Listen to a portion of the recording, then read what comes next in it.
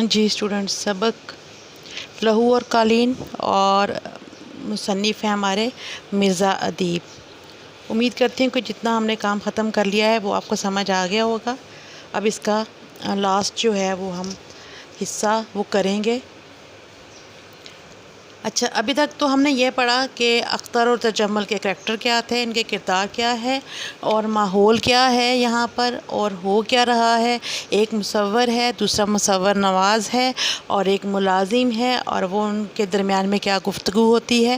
ابھی تک سیٹھ تجمل کو یہ معلوم نہیں ہو رہا کہ اختر جو ہے وہ پریشان کیوں ہے اور وہ کیوں ٹہل رہا ہے، کیوں بے چین ہے۔ اس لیے وہ یہ کوشش کر رہا ہے کہ وہ زیادہ سے زیادہ اس کو تھوڑا وہ لے کر آئے اس طرف کہ وہ اپنے واپس جانے کا ارادہ جو ہے اس کو ترک کر دے، چھوڑ دے اور یہیں پہ رہے جہاں پہ تجمل سیٹھ چاہتا ہے۔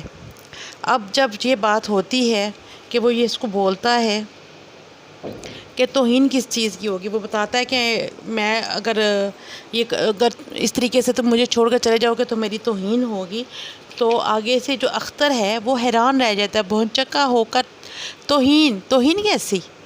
مطلب حیران ہو کر، بھونچکا ہو کر حیران ہوتا ہے، اس کو جھٹکا لگتا ہے حیرت کا کہ اس میں توہین والی، بے عزتی والی کون سی بات ہے اگر میں اس کا گھر چھوڑ کر چلا جاتا ہوں۔ تجمل کہتا ہے اتنی موٹی سی بات نہیں سمجھ سکتے کہ اتنی جو ہے نا وہ صاف ستھری بات، واضح بات جو تم سمجھ نہیں پا رہے ہو، یہ کوئی ڈھکی چھپی بات نہیں ہے۔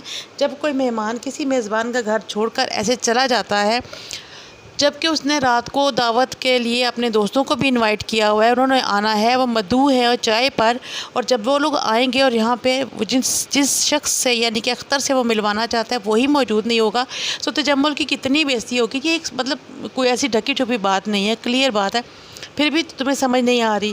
اختر کہتا ہے صاف کیوں نہیں کہہ دیتے کہ آپ نے مجھے خرید لیا ہے اور اب میں آپ کے رحم و کرم پر ہوں۔ اب وہ سخت وہ متنفر ہوا ہے، وہ جانا چاہتا ہے، اس کو لگ رہا ہے جیسے تجمل نے اس کو خرید لیا ہے، جو کچھ عرصے سے اس کو اپنے پاس رکھا ہے، اس کا خرچہ اٹھایا ہے، تو اس کے عوض اس نے اس کی ساری صلاحیتوں کو خرید لیا ہے۔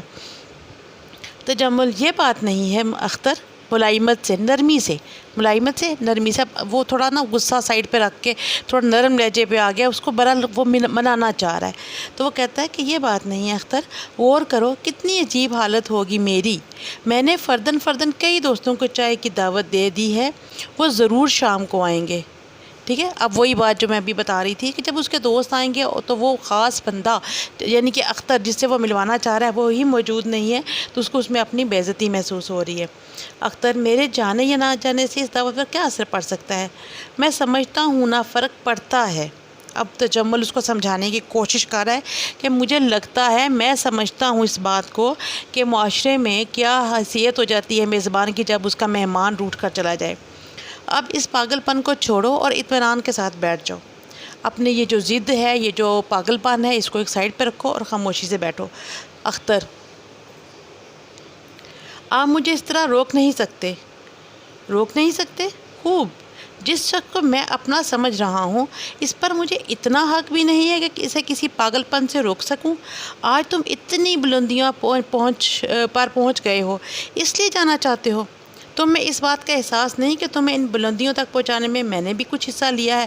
وہ تھوڑا سا اپنا احسان جو ہے وہ بھی دکھا رہا ہے، جھاڑ رہا ہے اس کے اوپر کہ نہیں، میں نے بھی کچھ محنت کی ہے، میں نے تمہیں مشہور کرانے کے لیے بہت سارا پیسہ جو ہے وہ لگایا ہے۔ تم ایک غریب مصور تھے، مصور تو تم پہلے بھی تھے نا، لیکن غربت کی چکی میں پس رہے تھے، تمہیں کوئی جانتا نہیں تھا، تمہیں پالش میں نے کیا ہے، تمہاری صلاحیتوں کو اجاگر میں نے کیا ہے۔ تو وہ تھوڑا سا اپنا احسان جتا رہا ہے اس کے اوپر۔ اختر کہتا ہے آپ اصرار کرتے ہیں تو سنیے، جس اختر کو آپ ایک تنگ و تاریخ کوٹری سے نکال کر اپنے محل میں لائے تھے وہ مصور اختر مر چکا ہے، اور جو شخص آپ کے سامنے کھڑا ہے اور جس کے لیے یہ شاندار اسٹوڈیو بنایا گیا ہے اور وہ اس کی چلتی پھرتی لاش ہے، معلوم ہوتا ہے اب وہ بہت شدید ہے، دورہ بہت شدید ہے، مجھے ڈاکٹر کو فون کرنا چاہیے۔ اب تجمل کو ابھی تک یہی لگ رہا ہے کہ شاید اس کو کچھ اٹیک آیا ہے، کچھ جیسے کہ میں نے بتایا تھا کہ فنکار لوگ ہوتے ہیں وہ تھوڑا سا ان کو اداسی کے دورے پڑتے ہیں، وہ تھوڑی دیر کے لیے اداس ہو جاتے ہیں، پریشان ہو جاتے ہیں، تو اس کو لگ رہا ہے کہ شاید اس کو بھی اداسی کا دورہ پڑا ہوا ہے، مایوسی کا دورہ پڑا ہے، تھوڑا ڈپریشن میں گیا ہوا ہے، اس لیے وہ اس طرح کی باتیں کر رہا ہے کہ مجھے چلا جانا چاہیے، میں بے حقیقت ہوں، دس اینڈ دیٹ۔ تو وہ کہتا ہے مجھے لگتا ہے کہ مجھے ڈاکٹر کو بلا لینا چاہیے تاکہ تمہارا علاج ہو سکے۔ تجمل جانے لگتا ہے، اختر اس کے سامنے کھڑا ہو جاتا ہے۔ اب تجمل جو ہے وہ ڈاکٹر کو بلانے کے لیے جانے کے لیے جب پلٹتا ہے تو اختر اس کے سامنے آ کر کھڑا ہو جاتا ہے۔ اور اب سچویشن آپ کو سمجھ آ رہی ہے نا؟ تو ہوتا کیا ہے پھر کہ اختر لہجے میں کسی قدر تحکم، حکم والا لہجہ، ٹھیک ہے، حکم والے لہجے میں اختر اس کو کہتا ہے ٹھہریے اور یہ سب کچھ سن کر جائیے، میں نے اپنی زندگی کی سب سے بڑی حقیقت بیان کر دی ہے، یہ سب سے بڑی حقیقت ہے یا نہیں اس کا فیصلہ ڈاکٹر کو کرنا چاہیے۔ تجمل اب بھی تک اٹکا ہوا اس بات کے اوپر کہ ڈاکٹر آئے گا اور اس کے مرض کو جو ہے وہ شفا دے گا، علاج کرے گا اور دریافت کرے گا، اور جو بھی کرنا ہے اب ڈاکٹر نے کرنا ہے۔ یہ جو اس کو تو کسی قسم کا دورہ ہی پڑا ہوا ہے جو اس قسم کی الٹی پلٹی باتیں کر رہا ہے۔ اختر کہتا ہے آپ ابھی تک اسے ایک مذاق سمجھ رہے ہیں، حالانکہ میں بالکل نارمل ہوں۔ ابھی تک آپ تصویر کا ایک ہی رخ دیکھ رہے ہیں اور اب اس کا دوسرا رخ دیکھیے جو اتنا بھیانک اور اتنا خوفناک ہے کہ آپ کے تصورات کا شیش محل اب بھی زمیں بوس ہو جائے گا، زمیں بوس ہو جائے گا، ٹوٹ کے زمین پر گر جائے گا، ٹھیک ہے۔ گزشتہ 1.5 برس میں جتنی تصویریں میرے نام کے ساتھ اس شاندار محل سے باہر گئی ہیں ان میں سے ایک بھی میری نہیں۔ ابھی اس کے اوپر ایک انکشاف کرتا ہے، ٹھیک ہے، اس کو بتاتا ہے کہ جن تصویروں کو آپ میری سمجھ کر یہاں سے باہر لوگوں کو دیتے رہے ہیں وہ میری تھی ہی نہیں۔ تجمل اختر کو گھورتے ہوئے معاملہ اتنی دور تک جا پہنچے گا مجھے اس کا وہم و گمان بھی نہ تھا۔ اختر میرا مشورہ یہ ہے کہ اس وقت آرام کرو، تمہیں مکمل آرام کی سخت ضرورت ہے۔ تجمل اسی بات کو پکڑے ہوئے ابھی تک کہ اس کی طبیعت خراب ہے، اس کی ذہنی حالت درست نہیں ہے، اس لیے وہ ایسی بہکی بہکی باتیں کر رہا ہے۔ تو وہ اس کو گھورتے ہوئے کہتا ہے کہ میرا خیال، مجھے اندازہ نہیں تھا کہ تمہاری طبیعت اتنی زیادہ خراب ہے، میں تو اس کو ایک روٹین کا دورہ سمجھ رہا تھا، لیکن اب میں تمہیں یہ مشورہ دیتا ہوں کہ تم آرام کرو۔ اختر اب اس کو کیا بولے گا، ذرا تحمل سے کام لیجئے، مجھے جو کچھ کہنا ہے کہنے دیجئے، تم پاگلوں کی سی باتیں کر رہے ہو تو حمل سے کام خاک لوں۔ جب آپ کو پوری حقیقت معلوم ہوگی اس وقت فیصلہ کیجئے کہ یہ پاگل پن ہے یا کچھ اور۔ وہ اختر یہ چاہ رہا ہے کہ کسی طریقے سے جو حقیقت ہے وہ اس کے اوپر واضح کر دی جائے، اپنے ضمیر کا بوجھ اتارنا چاہ رہا ہے، اس کو سچ بتانا چاہ رہا ہے جسے وہ سننے پر آمادہ نہیں ہے۔ تجمل، یہ پاگل پن نہیں تو اور کیا ہے، آخر گزشتہ 2 سال سے تم میرے مہمان ہو، اس دوران میں نے تم کو کئی تصویریں بنائی ہیں جو شہر کے معزز لوگوں کی کوٹھیوں میں آویزاں ہیں، سجی ہوئی ہیں، معزز لوگ، عزت دار لوگ، ان میں سے اکثر میں نے تحفتاً اپنے دوستوں کو دی ہیں، یہ سب کی سب تمہاری ہیں، تمہاری اپنی تخلیق ہے، تخلیق وہ چیز جو ہم نے بنائی ہو، ٹھیک ہے۔ لیکن آج تم کہہ رہے ہو کہ ان میں سے ایک بھی نہیں، کوئی اور میری نہیں، کوئی اور سنے گا تو کیا کہے گا۔ وہ اس بات کے اوپر پریشان ہے، اس کو کہتا ہے کہ جو تصویریں تم نے بنائیں وہ تمہاری تخلیق تھی، میں نے اپنے دوستوں کو تحفے میں دیں، بڑے بڑے لوگوں کی کوٹھیوں میں وہ لگی ہوئی ہیں، سجی ہوئی ہیں، اور وہ لوگ فخر سے ذکر کرتے ہیں کہ یہ اختر کی بنائی ہوئی جو ہیں وہ تصاویر ہیں۔ آج اگر جو کچھ تم بول رہے ہو اگر وہ کوئی سنے گا تو وہ مجھے کیا کہے گا، مجھے اس کی پرواہ نہیں، کوئی اور سنے گا تو کیا کہے گا۔ میرے لیے یہ کشمکش ناقابل برداشت ہو چکی، کشمکش، الجھن، ٹھیک ہے۔ کشمکش کیا ہوتی ہے، الجھن ہوتی ہے کہ میں یہ کروں نہ کروں، کیا کروں گا تو کیا ہوگا، ٹھیک ہے، مطلب وہ میں اس الجھن سے نکلنا چاہتا ہوں اور یہ میرے لیے اب برداشت سے باہر ہو چکی ہے۔ اس خلش نے مجھے بے قرار کر دیا ہے، یہ فریب اب زندہ نہیں رہ سکتا کہ یہ دھوکہ، میں تمہیں دھوکہ دے رہا ہوں لیکن مجھے اس دھوکے سے بہت تکلیف ہے اور میں اس دھوکے کو اب زندہ نہیں رہنے دینا چاہتا، میں چاہتا ہوں کہ تم سچ جان لو۔ تجمل کہتا ہے فریب، آج تمہیں کیا ہو گیا ہے اختر، کاش میں کچھ سمجھ سکتا کہ تمہاری اس پریشانی کی وجہ کیا ہے، ڈاکٹر کو تم بلانے نہیں دیتے، میں کیا سمجھوں، آخر آپ سب کچھ سمجھ جائیں گے، یہ کوئی معمہ نہیں ہے، یہ کوئی چھپی ہوئی بات نہیں ہے، ٹھیک ہے، یہ کوئی راز کی بات نہیں ہے۔ جیسا کہ آپ جانتے ہیں آج سے 2 سال پہلے میں ایک تنگ گلیاں جو ہوتی ہیں جس میں اندھیرا بہت زیادہ ہوتا ہے، پتلی پتلی گلیاں، ایک خستہ اور بدنما مکان میں رہتا تھا، خستہ، ٹوٹا پھوٹا، پرانا، بدنما، ٹھیک ہے، جس کے اوپر کوئی رنگ و روغن نہیں ہوا، بد شکل سا مکان، ایسے کھنڈر نما۔ بہت کم لوگ مجھے جانتے تھے اور جو جانتے تھے انہیں میرے متعلق صرف یہی معلوم تھا کہ میں ایک مفلس غریب، کلاش اور گمنام مصور ہوں۔ کلاش ہوتا ہے جس کے پاس کچھ بھی نہ ہو، بالکل ہی غریب، انتہائی غریب، ٹھیک ہے، اور گمنام جس کا کوئی نام نہ ہو، جس کو کوئی جانتا نہ ہو۔ میں نے بے شمار تصویریں بنائی تھیں مگر وہ تمام کی تمام کباڑیوں اور نیلام گھروں میں پہنچ کر کوڑیوں کے بھاؤ بک چکی تھی۔ نیلام گھر جہاں پہ پرانی چیزیں بکتی ہیں، کباڑ خانہ بھی وہی ہوتا ہے جہاں پہ ہم استعمال شدہ سامان جا کر اپنا بیچ آتے ہیں، جو مطلب وہ اپنی عمر پوری کر چکا ہوتا ہے، پھر آگے سے وہ کم قیمت میں کچھ اور لوگ لے جائیں نہیں تو وہیں پڑا رہتا ہے، ٹھیک ہے۔ کوڑیوں کے مطلب بہت ہی کم داموں میں، بہت ہی کم داموں میں جو ہے وہ بکا ہے۔ میری آج سے پہلے جو تصویریں تھیں وہ بکتی تھی۔ زندگی اسی حالت میں گزر رہی تھی کہ اتفاق سے تصویروں کی ایک نمائش گاہ میں میری آپ سے ملاقات ہوگی۔ اب یہ پوری کہانی سنا رہا ہے کہ تجمل سے اس کی ملاقات ہوئی کیسے، اس کا بیک گراؤنڈ کیا تھا، یہ پوری کہانی وہ بتا رہا ہے۔ آپ نے میری تصویروں میں دلچسپی لی اور مجھے اسی شام اپنے ہاتھ چائے پر بلا لیا۔ میں اپنے ہزاروں ہم پیشہ بھائیوں کی طرح غربت کی چکی میں پس رہا تھا۔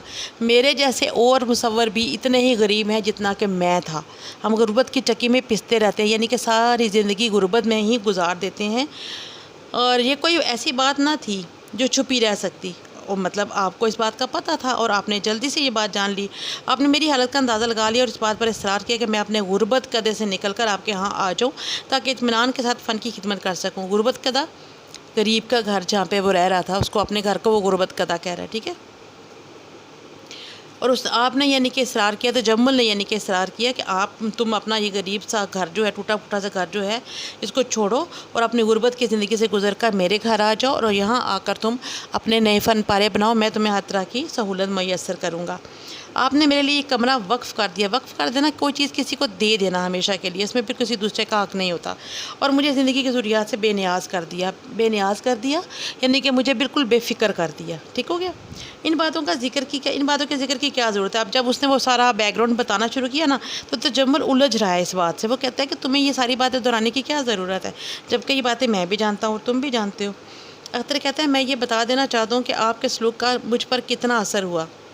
اچھا، آپ نے مجھے یہ بھی بتانا ہے کہ یہ اختر نے یہ ساری باتیں کیوں بتائی تھیں، یہ سوال میں موجود نہیں ہے، یہ آپ لوگوں نے خود سے مجھے بتانا ہے، ٹھیک ہے۔ انہوں نے ساری یہ باتیں جو ہے مصنف یہ ہمیں کیوں بتا رہا ہے۔ میں یہ بتا دینا چاہتا ہوں کہ آپ کے سلوک نے مجھ پر کتنا اثر ڈالا۔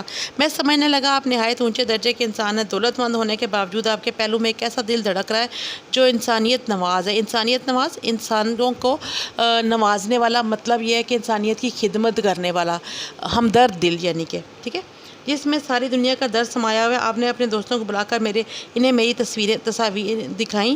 آپ نے بڑے بڑے اداروں، دفتروں میں میری تصویریں آویزاں کرائیں۔ آپ نے میری شہرت کے لیے میری تخلیقات رسائل اور جرائد میں چھپوائیں۔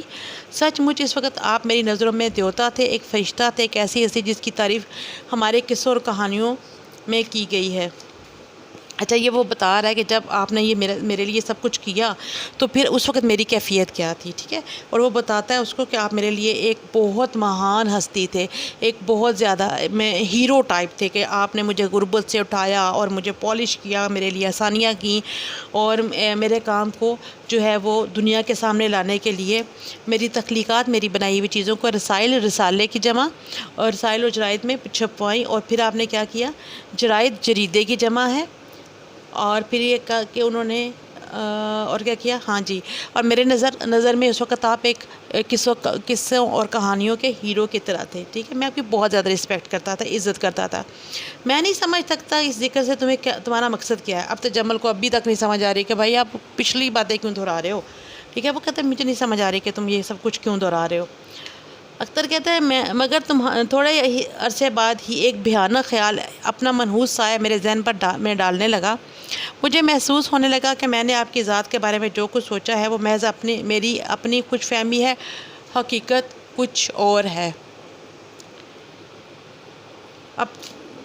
اب جو ہے نا وہ اختر بتائے گا اس کو کہ ہوا کیا پھر، جب مطلب اس کو اتنا زیادہ وہ ہیرو مان رہا ہے اور ساری اس کی عزت کر رہا ہے اور اس کو اپنے لیے وہ دیوتا سامان لگ رہا ہے، تو اس کے بعد اچانک ایسا کیا ہوا کہ اس کی جو سوچ تھی وہ بدل گئی۔